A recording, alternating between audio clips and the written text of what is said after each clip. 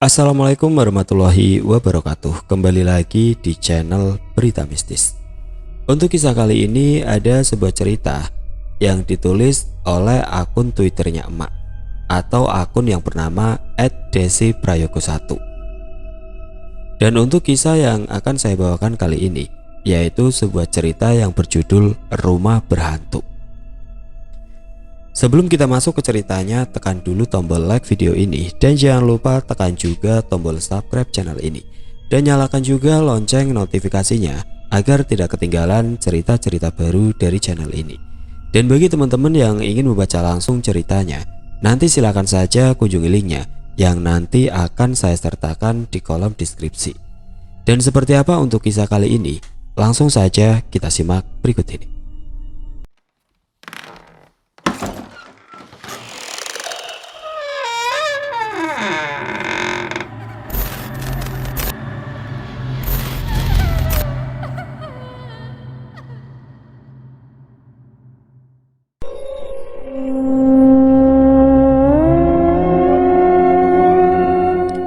Cerita ini menceritakan sebuah perjuangan seorang ibu yang harus menghidupi kedua anaknya yang berusia 6 tahun dan 4 tahun setelah pasca ditinggal sang suami pergi selama-lamanya. Ditambah keanehan-keanehan yang hampir membuatnya menjadi gila. Bagaimana kisah selengkapnya? Tahun 2015, tepatnya di bulan Oktober, suami Yulia, nama narasumber, atau kita sebut saja nama suaminya dengan nama Mas Agus, dikabarkan meninggal dunia di tempat setelah mengalami kejadian tabrak lari sewaktu Mas Agus perjalanan pulang. Padahal waktu itu merupakan hari ulang tahun putri pertama mereka, Lala. Berat bagi Yulia ketika mengingat tanggal itu. Di sisi lain, dia berbahagia atas pertambahan usia anaknya, tetapi bersamaan dengan itu dia harus terus berusaha tegar atas peristiwa yang terjadi kepada suaminya. Yulia yang kala itu menempati sebuah rumah kontrakan terpaksa harus pindah rumah kontrakan lagi. Sebab rumah kontrakan dia yang sekarang biaya sewanya terlalu tinggi.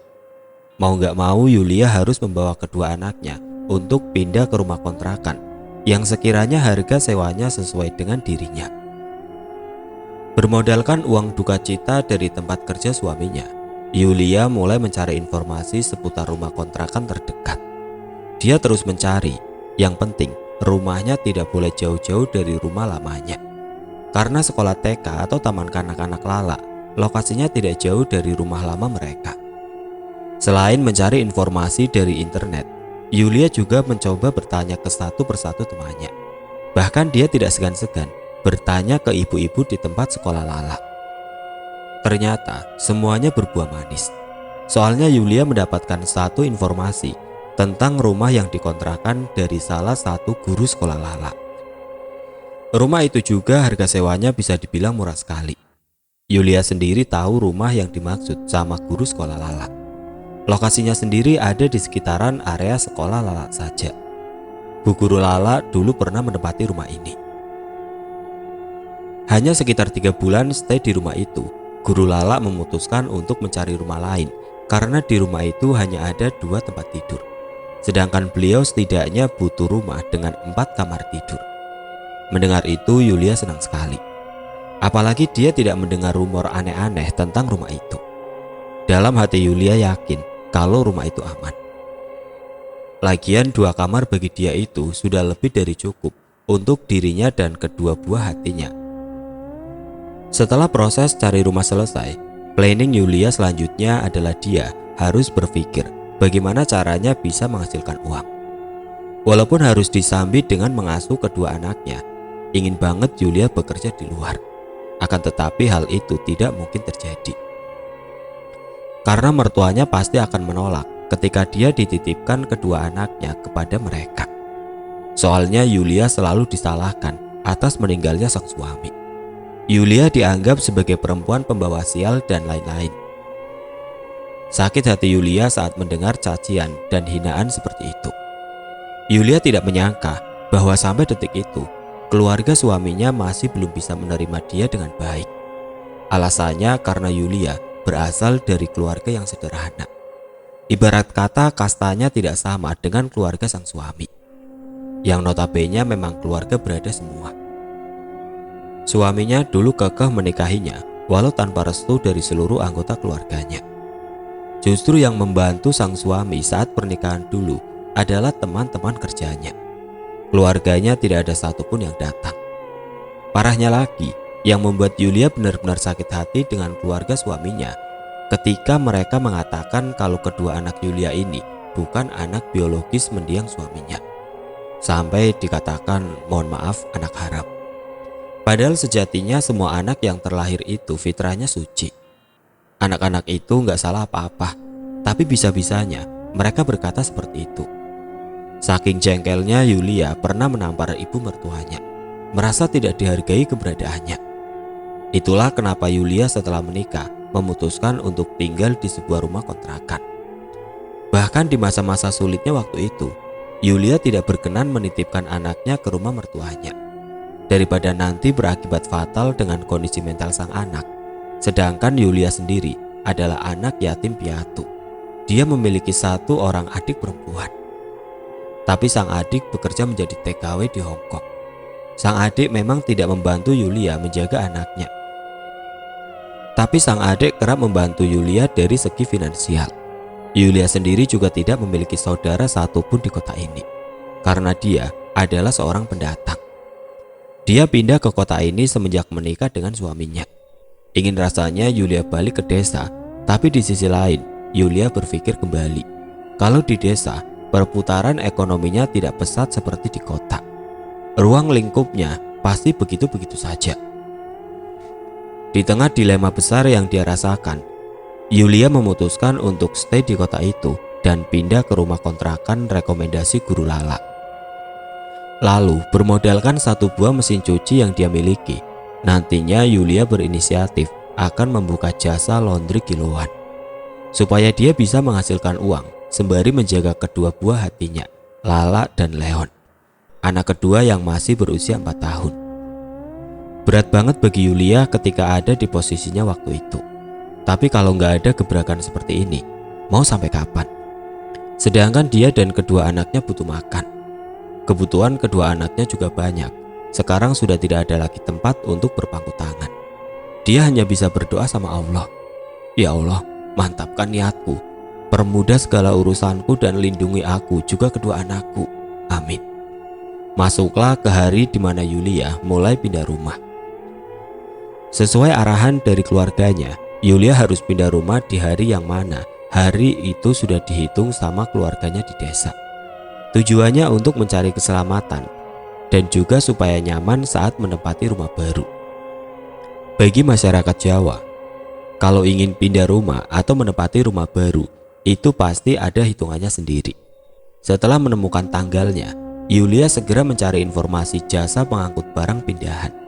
Lalu dia segera pindah ke rumah kontrakan yang baru. Singkat cerita, Yulia kini sudah menempati rumah tersebut. Rumah ini memiliki 2 kamar, yang mana kamar depan untuk tempat tidur Lala, sedangkan kamar belakang dia tempati bersama Leon. Selesai pindahan, Yulia langsung memasak bubur merah untuk acara selamatan sederhana. Nanti bubur itu akan dibagikan ke tetangga-tetangga sekitar rumahnya, sekaligus jadi sarana untuk berkenalan dengan tetangga baru. Lagi-lagi, ini merupakan tradisi orang Jawa. Ya sudah, Yulia pun mulai membagikan bubur tersebut. Respon pertama yang Yulia dapat dari tetangga-tetangga sekitar rumahnya cukup positif. Semuanya menyambut baik kehadiran Yulia.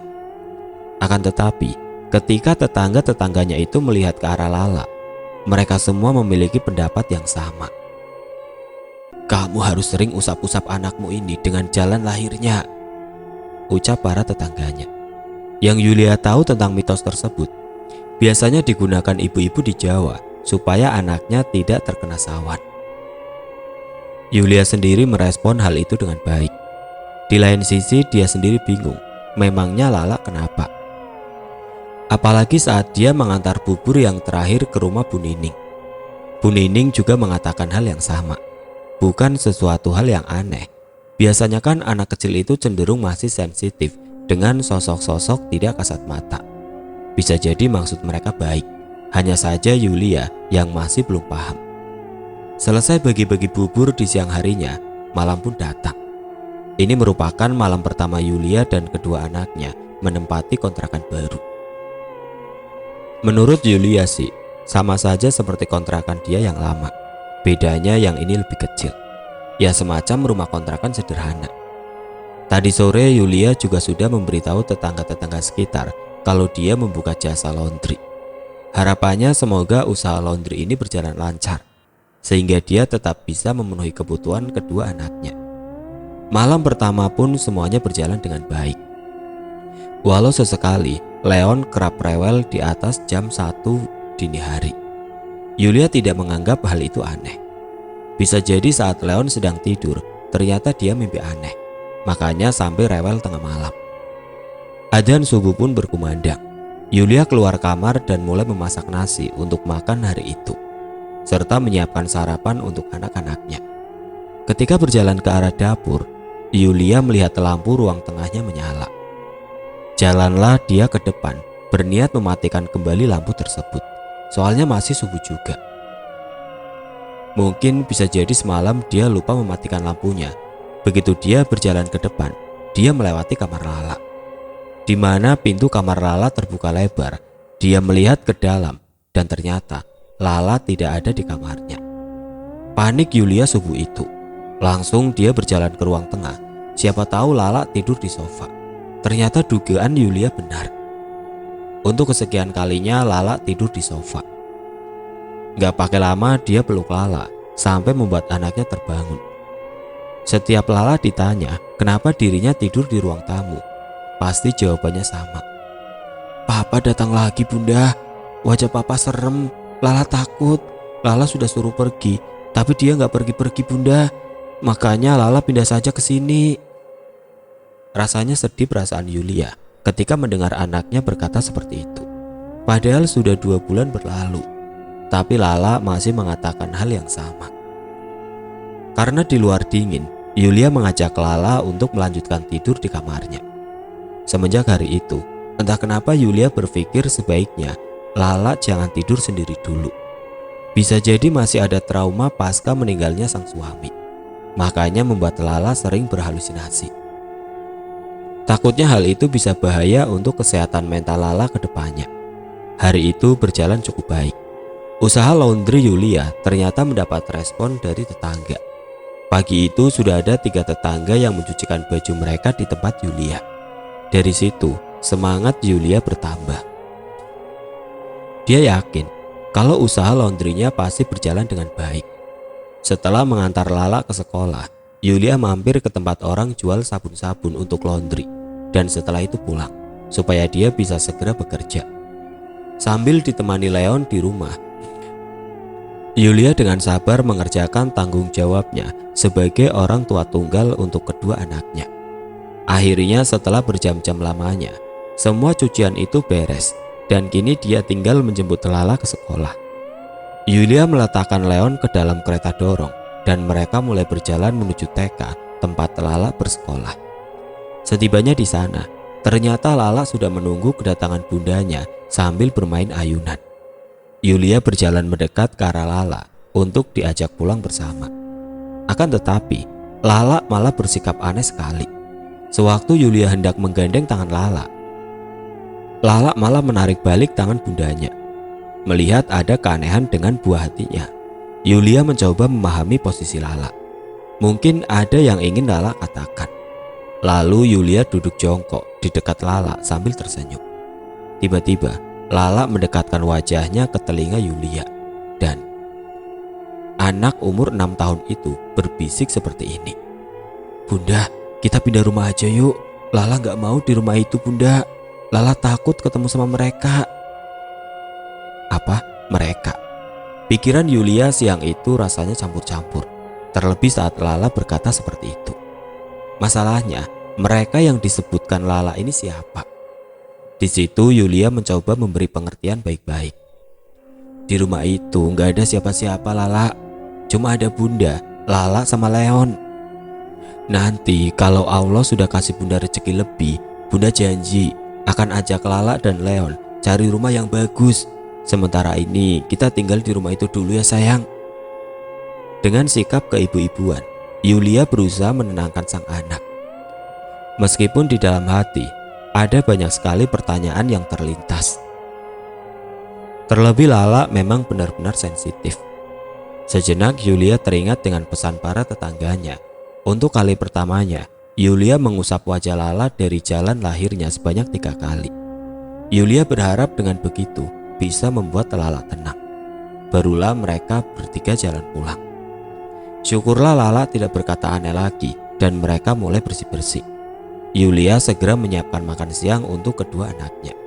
Selesai masak makan siang dan malam, Yulia izin sebentar ke Lala untuk mengantar cucian tetangga yang sudah selesai. Dia juga meminta supaya Lala menjaga Leon sejenak selama dirinya mengantar cucian tetangga. Toh tidak membutuhkan waktu lama karena rumah tetangganya juga sangat dekat sekali.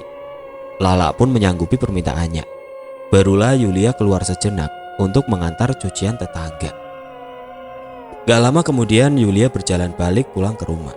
Dari pagar Yulia sudah mendengar suara Leon yang menangis sangat histeris dari dalam rumah. Buru-buru Yulia membuka pagar rumah dan berlari ke dalam.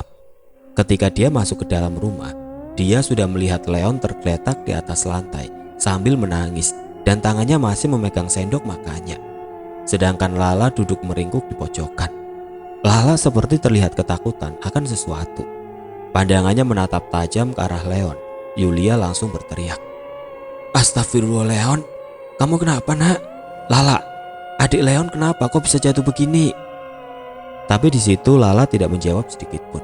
Dia tetap dengan posisinya yang ketakutan di pojokan ruang tengah. Yulia berinisiatif untuk menenangkan Leon terlebih dahulu. Dia diberi minum dan tidak lama kemudian Leon sudah kembali tenang. Setelah Leon tenang, dia taruh Leon di kursi makannya kembali dan dia mengambil minum sambil berjalan ke arah Lala. Lala tahu-tahu seperti orang kaget ketika Yulia tepuk pundaknya.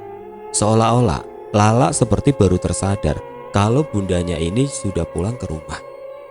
Entah apa yang terjadi, tiba-tiba Lala ini nangis histeris sambil peluk Yulia. Yulia kaget dong melihat Lala bersikap aneh seperti itu. Gak biasanya Lala begitu. Dia tenangkan Lala dan diberi minum. Alhamdulillah Lala sudah mulai sedikit tenang. Ketika Lala sudah tenang, barulah Yulia bertanya apa yang sebenarnya terjadi. Dan ini versi dari Lala. "Lala tadi sama adik makan bunda di sana," menunjuk ke arah meja makan. Terus Lala dengar ada yang buka pintu kamar bunda. Lala noleh. Waktu Lala lihat, itu hantu papa bunda. Hantu itu jalan ke arah adik, terus gendong adik, dan adik dijatuhin gitu aja. Lala takut bunda. Antara percaya dan gak percaya, tapi itulah kalimat yang terlontar langsung dari mulut sang anak. Untungnya terlepas dari apapun yang terjadi waktu itu, Leon tidak cedera.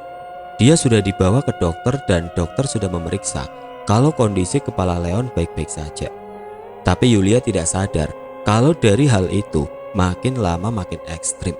Semenjak Lala melihat sang adik diganggu oleh sosok tidak kasat mata.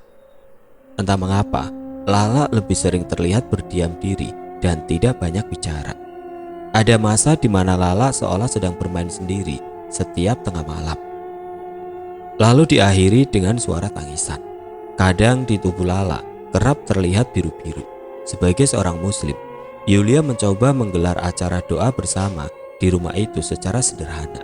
Siapa tahu dengan begitu, sosok-sosok tidak kasat mata yang ada di dalam rumah ini bisa pergi. Tidak mengganggu kedua buah hatinya lagi. Yulia berinisiatif memasang satu CCTV yang dia letakkan di ruang tengah untuk membantunya mengawasi anak-anaknya ketika dia sedang bekerja. Lantas, ada satu momen di mana Lala ini tiba-tiba demam tinggi.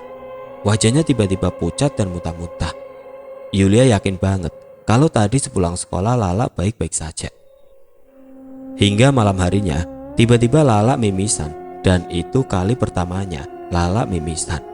Darahnya tidak kunjung berhenti. Akhirnya Yulia memutuskan untuk membawa Lala ke rumah sakit. Tiba dia di rumah sakit, dokter langsung memeriksa kondisi Lala. Sedangkan Yulia menunggu di depan ruang UGD sambil menggendong Leon yang tertidur pulas. Dia sangat-sangat khawatir sekali dengan kondisi Lala malam itu. Tidak lama kemudian, dokter keluar menghampiri Yulia. Dokter mengatakan kalau Lala harus diperiksa lebih lanjut. Akan tetapi baru bisa diperiksa besok, karena bagian ronsen sudah tutup. Ditambah lagi biaya ronsen dan ada obat yang tidak bisa di-cover BPJS. Bingung Yulia malam itu. Ke rumah sakit dia hanya berbekal uang 320.000 di dalam dompetnya. Dia berusaha tenang dan meminta dokter melakukan perawatan yang terbaik untuk Lala. Yulia sempat meminta bantuan mertuanya. Dia beranikan diri menghubungi mertuanya. Akan tetapi Yulia malah mendapatkan cacian. Miris rasanya ada di posisi Yulia saat itu. Sebegitu jahatnya keluarga mendiang suaminya kepada dia dan anak-anaknya. Gak ada cara lain, dia keluar dari rumah sakit dan mendatangi satu persatu rumah teman kerjanya dulu. Di situ Yulia berkeluh kesah sambil memohon agar temannya bersedia meminjamkan uang kepadanya. Karena rasa iba, akhirnya ada satu temannya memberikan pinjaman kepadanya. Setidaknya uang itu lebih dari cukup untuk membayar biaya rumah sakit yang tidak bisa di-cover BPJS. Benar-benar bersyukur Yulia malam itu. Dia segera kembali ke rumah sakit dan membayar biaya perawatan Lala supaya dokter segera ada tindakan lebih lanjut. Dia bersumpah akan bekerja lebih giat lagi untuk membalikan uang yang sudah dia pinjam. Ini adalah titik terberat dalam hidup Yulia. Dokter membawa Lala ke ruang ronsen. Kini kondisi Lala sudah membaik, mimisannya sudah berhenti. Tapi dokter tetap harus memeriksa lebih lanjut guna memastikan Lala ini sebenarnya sakit apa. Setelah dicek, ternyata Lala sama sekali tidak sakit apa-apa. Dokter heran di situ, mengingat semalam Lala mimisan cukup parah. Anehnya, hasil pemeriksaan mengatakan kalau Lala sehat dan tidak sakit apa-apa. Yulia antara percaya dan gak percaya. Dia harus tetap terlihat tenang untuk anak-anaknya. Dokter menyimpulkan kalau semalam itu bisa jadi Lala hanya kecapean, makanya dia bisa mimisan seperti itu. Setelah memberikan resep obat, dokter berkata kalau Lala bisa istirahat di rumah saja. Ya sudah, habis ambil obat mereka pun pulang. Tiba di rumah, Yulia mengajak Lala masuk ke dalam kamarnya, meminta Lala untuk minum obat dan lanjut istirahat. Karena dia harus bekerja sembari menyiapkan makan siang mereka. Tetangga sekitar itu baik sekali. Semua datang mengirimkan makanan untuk Lala. Anehnya, semua makanan itu hanya diletakkan di dekat pagar. Tidak ada tetangga yang mau masuk ke dalam rumah kontrakannya. Para tetangganya hanya menaruh surat di bingkisan mereka masing-masing. Yulia makin lama mulai paham, semenjak dia tinggal di rumah ini, nggak ada satupun tetangga yang main sampai masuk ke dalam rumahnya. Rata-rata mereka hanya berbincang-bincang dengan dirinya di luar rumah saja. Sebenarnya ini ada apa? Di saat Yulia terpaku dengan lamunannya, tiba-tiba Yulia mendengar suara teriakan dari dalam rumah. "Bunda!" Dengan sigap Yulia berlari ke kamar Lala, karena suara teriakan itu adalah suara Lala. Begitu dia sampai di kamar Lala, Yulia justru melihat Lala masih tertidur pulas. Lantas tadi itu suara teriakan siapa? Setelah itu dia berjalan ke arah dapur. Niatnya dia minum sekaligus menenangkan dirinya sendiri. Soalnya dia sampai berhalusinasi seperti itu. Bisa jadi dia yang kecapean. Waktu Yulia minum, matanya tidak sengaja melihat ke arah CCTV. Entah kenapa dia seperti ingin sekali melihat rekaman CCTV tersebut. Dia berjalan masuk ke dalam kamar untuk mengambil HP-nya. Dibukalah aplikasi CCTV di rumahnya. Dia asik melihat dan dia menyadari ada keanehan di dalam CCTV itu. Yulia melihat pintu kamarnya terbuka dengan sendirinya. Tidak lama kemudian, dia melihat ada seorang pria yang keluar dari dalam kamarnya. Yulia seperti tidak asing dengan gestur pria ini. Lalu dia juga melihat Lala keluar kamar dan menghampiri Leon, yang posisinya sedang bermain sendiri di ruang tengah. Laki-laki itu juga berjalan ke arah Leon dan Lala. Begitu jarak laki-laki itu sudah dekat dengan anak-anak Yulia, laki-laki ini menatap ke arah CCTV. Yulia langsung terkejut bukan main. sebab dia melihat sosok laki-laki itu mirip sekali dengan mendiang suaminya. Hanya saja suaminya tidak berponi samping seperti laki-laki yang ada di CCTV. Yulia juga melihat wajah laki-laki ini sebelah kanan sedikit hancur. Tapi Yulia yakin sekali kalau wajah laki-laki ini mirip banget sama mendiang suaminya. Lala menyadari kehadiran sosok itu. Dia berdiri dan sempat mundur beberapa langkah ke belakang sebelum akhirnya masuk kembali ke dalam kamar, sedangkan sosok itu masih berdiri di belakang Leon. Hingga akhirnya tidak lama kemudian, sosok itu menggendong Leon dan entah pergi ke arah mana. Karena sudut perginya sosok ini tidak tersorot CCTV. Setelah menyaksikan rekaman CCTV tersebut, Yulia baru menyadari kalau dari tadi dia belum melihat Leon.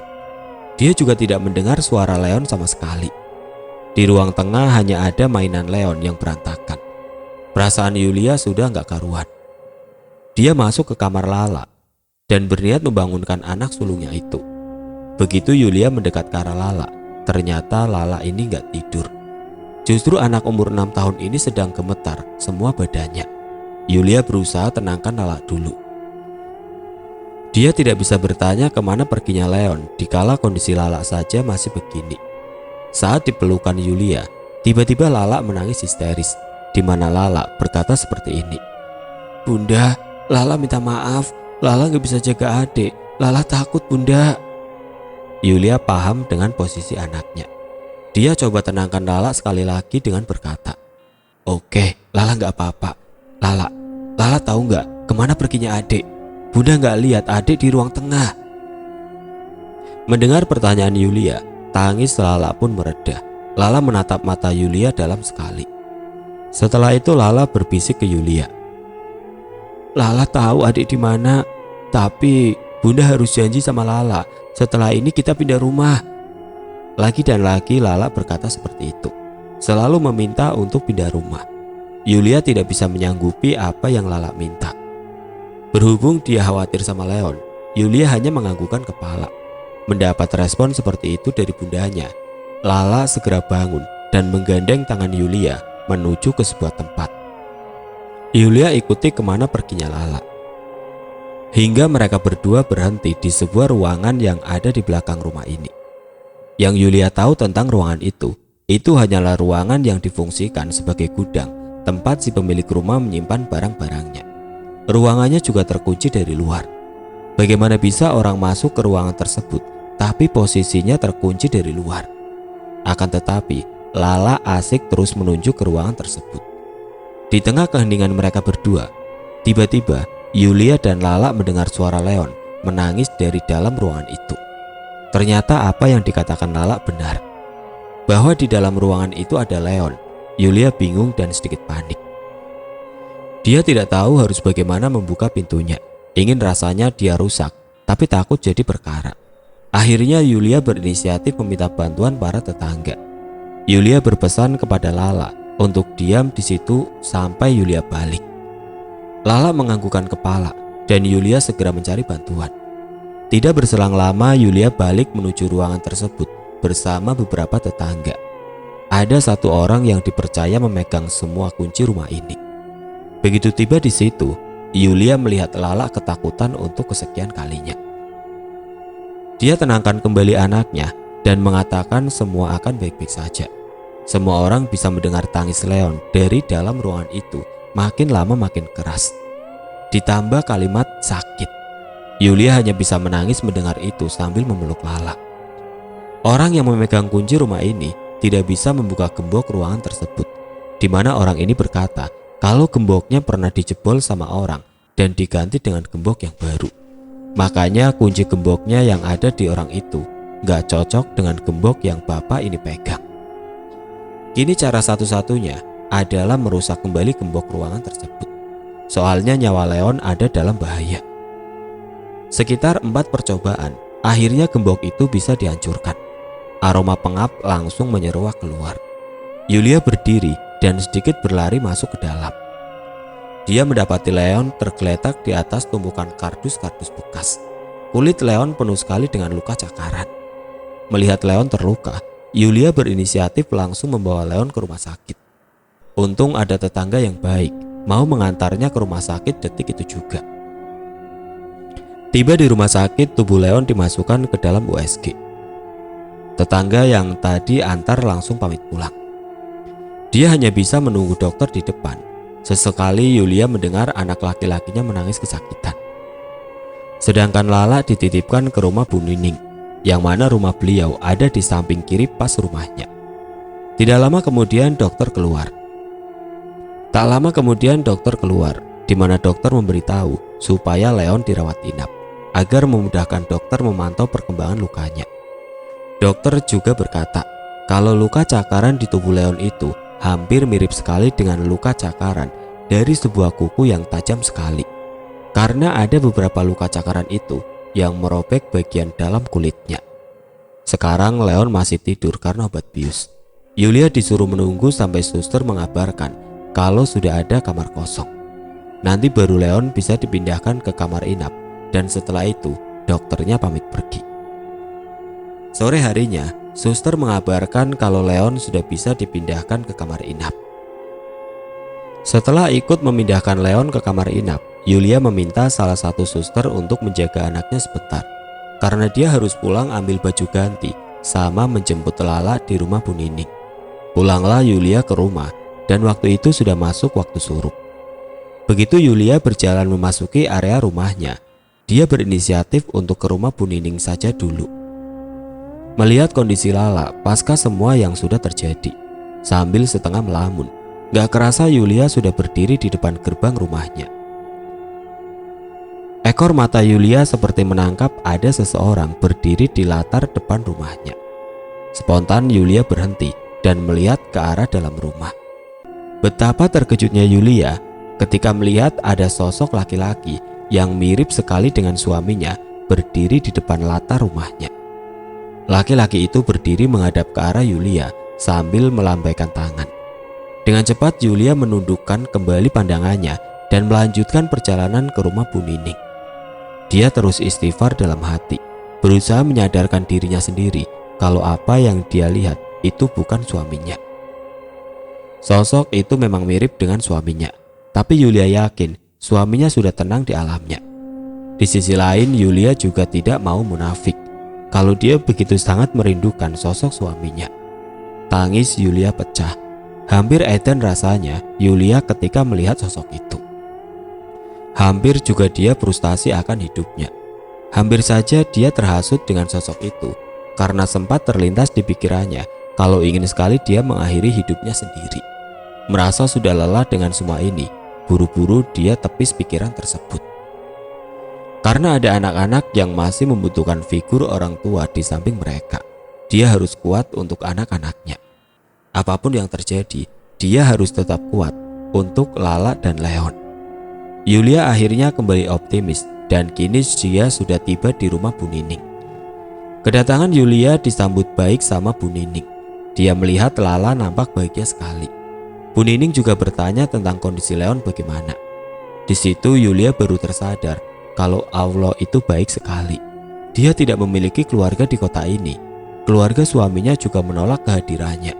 Akan tetapi Allah beri dia tetangga-tetangga yang sangat baik sekali, peduli dengan apa yang dialami oleh dia dan juga anaknya. Ini hanya karena Yulia lupa untuk bersyukur, makanya Yulia hampir gelap mata. Tangis Yulia langsung pecah di hadapan Bu Nining. Dengan hangat Bu Nining memeluk Yulia. Baru kali ini Yulia merasa seperti memiliki figur seorang ibu saat dia bertemu dengan Bu Nining. Setelah Yulia tenang, dia disuguhi teh hangat sama Mbak Wulan.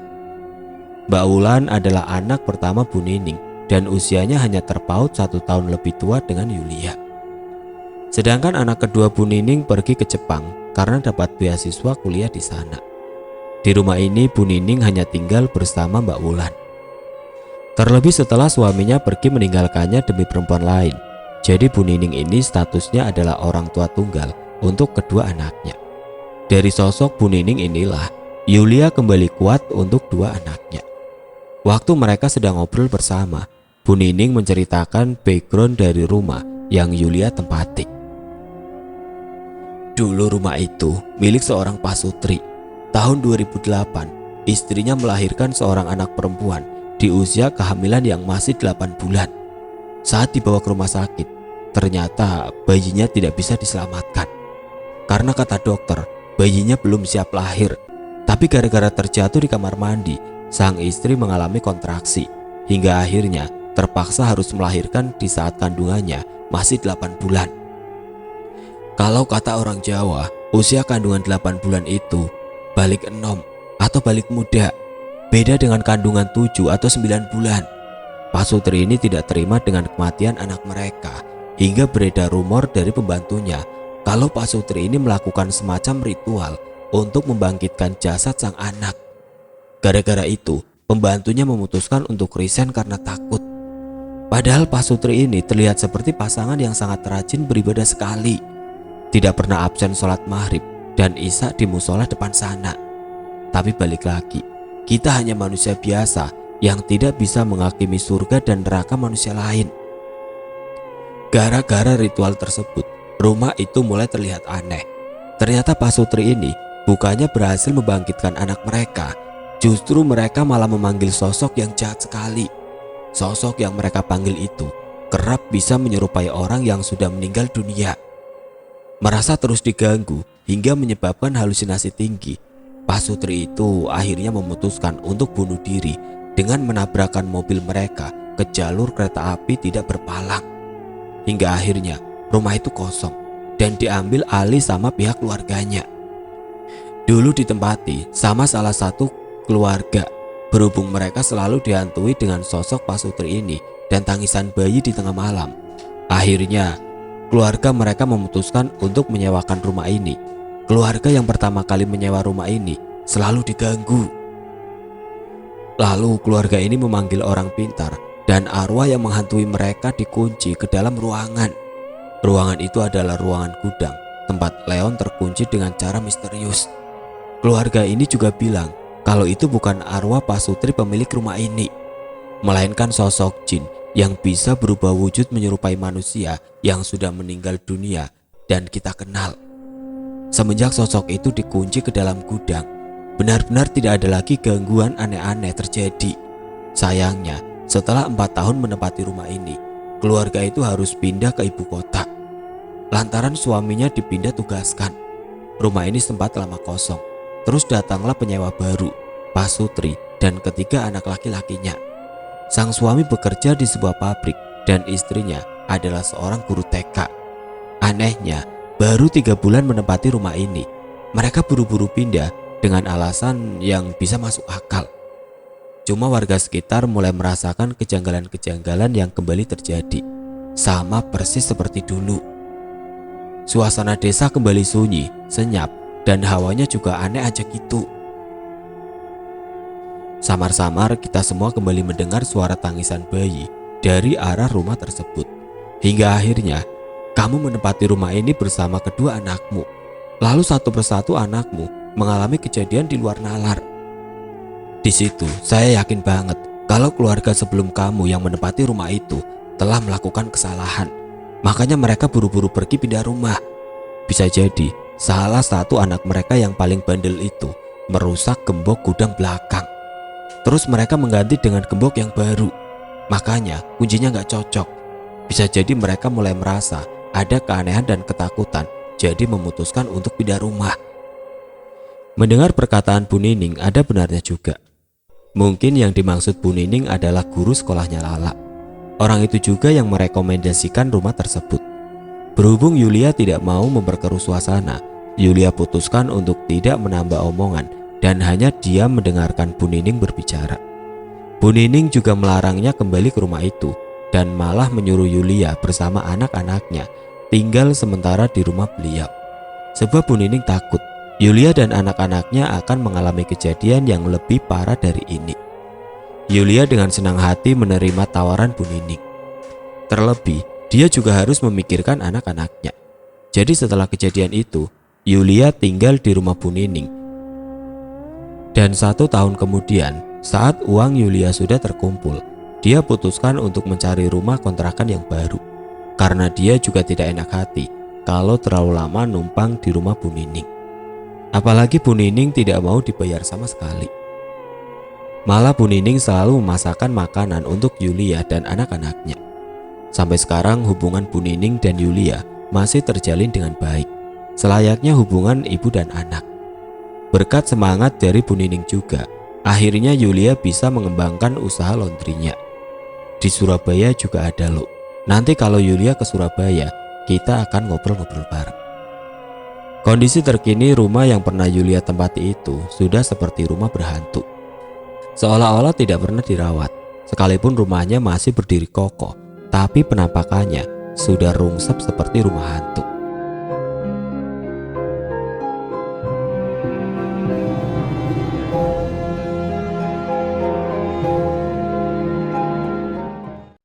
Oke teman-teman, sekian untuk cerita kali ini. Semoga apa yang sudah saya sampaikan dalam kisah ini dapat dijadikan pelajaran untuk kita semua.